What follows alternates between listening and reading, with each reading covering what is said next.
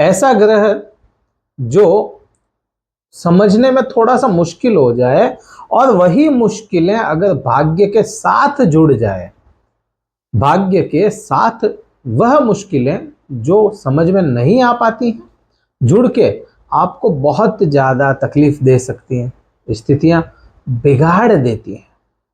क्योंकि मान लिया कर्म ही जीवन है, और हाँ, वास्तव में सच्चाई भी यही है कि आप कर्म करते हो तो कर्म ही जीवन है, लेकिन कर्म भी भाग्य से मिलता है, भाग्य से ही जुड़ता है। अब वही चीज भाग्य, आप मेहनत करना चाहते हैं, बहुत कुछ करना चाहें, लेकिन भाग्य साथ ना दे, कर्म चल के ही ना आ पाए आपके पास में, या आप खुद चाहते हैं कर्म करना और स्थितियां ऐसी बन जाए कि वह मिल ना पाए, तो वहां पे कहीं ना कहीं उंगली भाग्य पे भी उठ जाती है कि शायद मेरा भाग्य ही ऐसा हो कि यह परेशानियां सामने आ रही हैं।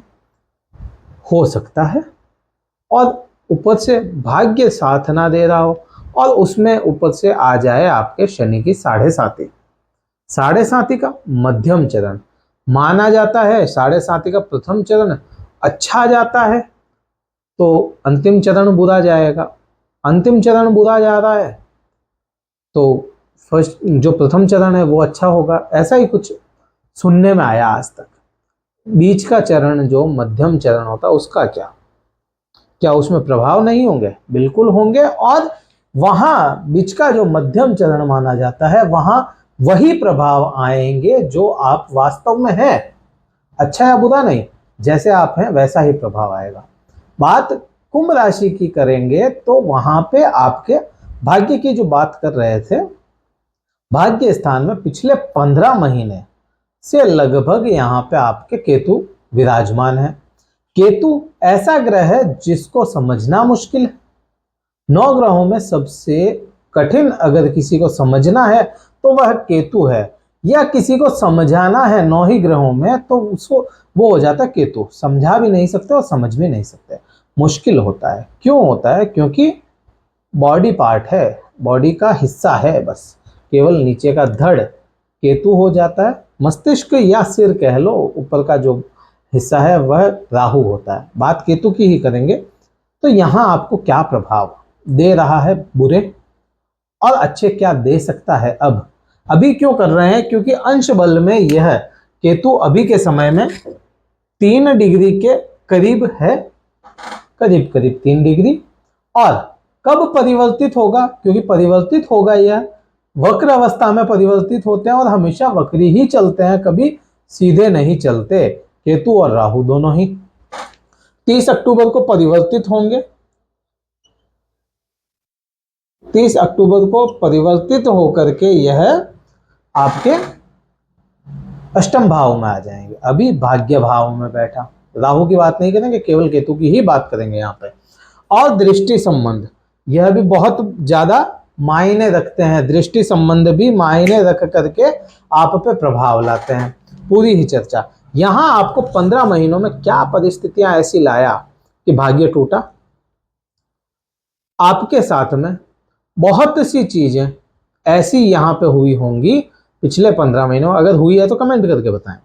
हुई होगी यह चीजें, हाथ में आई हुई चीज बिल्कुल लगे कि यह बिल्कुल मेरे सामने है, इसको मैं अब कर लूंगा यह काम, और वह हाथ से खिसक जाए, निकल जाए। नजरों के सामने सब कुछ चलते हुए भी आप कुछ ना कर पाए हों, भाग्य ने साथ देना लगभग छोड़ दिया, पूरा नहीं कहेंगे लेकिन लगभग छोड़ दिया हो। ऐसी परिस्थितियां, पिता या पिता तुल्य कोई हो, उनसे संबंध बिल्कुल चलते चलते लगभग से खराब हो जाए, यह स्थितियां आपके साथ में आई हो। आपके साथ में यहीं से ऐसी स्थितियां आई हों कि जो आदमी हमेशा पूजा पाठ धर्म से जुड़ा रहने वाला हो और वह बिल्कुल ध्यान ही हटा ले अपना, ऐसी परिस्थितियां आई होंगी। लेकिन अब क्या आएगी, अब क्या प्रभाव आएगा? क्योंकि 3 डिग्री है, 3 डिग्री का मतलब हो जाता है बाल्यावस्था। बल इसमें नहीं है। बाल्यावस्था, शिशु अवस्था, बच्चे वाली स्थिति में आ गया है केतु, और कोई भी बच्चा होगा तो वह रोके परेशान कर सकता, मार के परेशान नहीं कर सकता, वह स्थिति हो जाती है इसकी यहाँ पे। तो यहाँ आपको भाग्य से बहुत ज्यादा दिक्कतें अब देखने को ना मिले, और भाग्य आपको भी लगे कि हाँ भाग्य का कुछ साथ मिलता हुआ नजर आए। अब वहीं से बात कर लेते हैं कि गुरुओं के साथ या धर्म के साथ भी जुड़ते हुए नजर आएंगे। कुछ जहां धर्म में मन ना लगे, वहीं आप अपने धर्म, जिसको भी आप मानते हैं, वह धर्म से जुड़ने का मौका मिलेगा आपको। अब यही दृष्टि संबंध की बात करते हैं, क्योंकि कोई भी ग्रह होगा तो उसकी दृष्टियां जहां जहां होंगी वहां वहां प्रभाव भी लाएगा। तो दृष्टि संबंध केतु, राहु और गुरु को मिल जाते हैं 5, 7 और 9। यह दृष्टि संबंध होते हैं 5 और 9 विशेष मिलते हैं इन तीनों ही ग्रहों को। 7वीं सभी के पास दृष्टि होती है। 5वीं दृष्टि आपके खुद के लग्न पे आ जाती है, खुद के लग्न पे, क्योंकि यहां से काउंट करेंगे 1, 2, 3, 4 और 5 लग्न पे आई। यहां लग्नेश या आपके खुद के राशि स्वामी शनिदेव यहीं विराजमान हो गए, और यहीं से मध्यम चरण की शुरुआत हुई थी। जनवरी में आए थे 17 जनवरी को, और क्योंकि लग्न पे केतु की दृष्टि 5वीं, तो इसका इम्पैक्ट आपने खुद ने महसूस किया। दिमाग काम करना बंद कर दे, या दिमाग ही ना लगे किसी भी काम के लिए, किसी से मिलने के लिए, कुछ भी करने के लिए। आप जो काम हंसते हुए और चलते हुए बातों बातों में कर दिया करते थे, उसके लिए भी सोचना पड़े। पिछले 18 महीने से यह परेशानियां आपको देखने को मिली हो।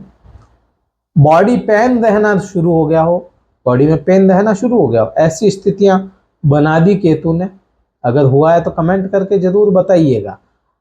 आपके साथ में संकोची स्वभाव की स्थितियां बन गई हो, खुद जिन लोगों से बात खुल के कर सकते थे, अपनी हर बात किसी को कह सकते थे, समझा सकते थे, वह सारी ही चीजें संकोच में रह जाएं, खुद की बातें ना कह पाए, समझा ना पाए, संकोच आने लग जाए मन में, ऐसी स्थितियां बना दी। अब वही स्थितियां सारी कम होती हुई नजर आए।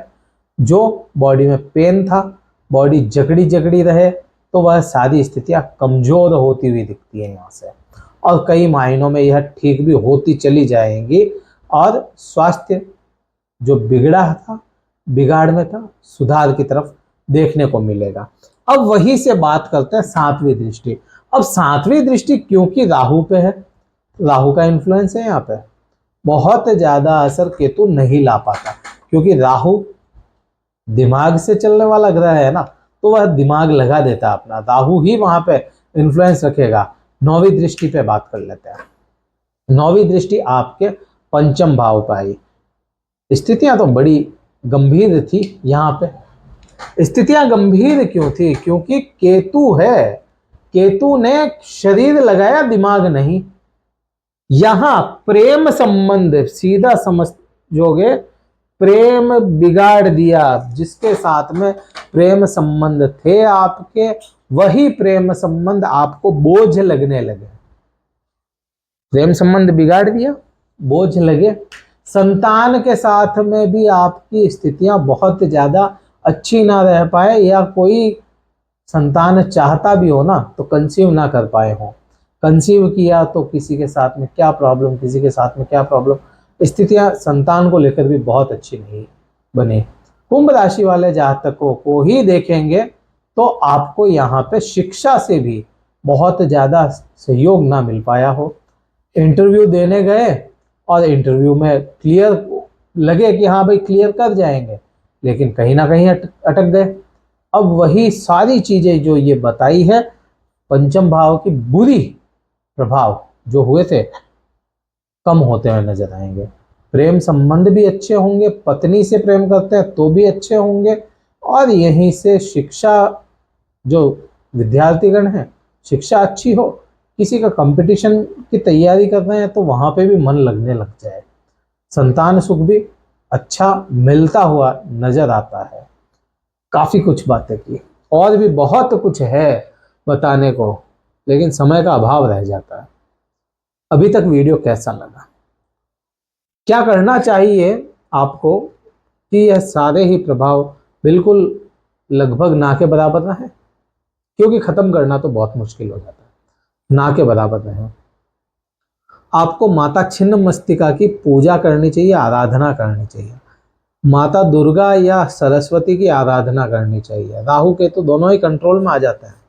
किसी भी मंदिर में ध्वजा, जिसको हम झंडा बोलते हैं, चढ़ाएं, अच्छा रिजल्ट आएगा।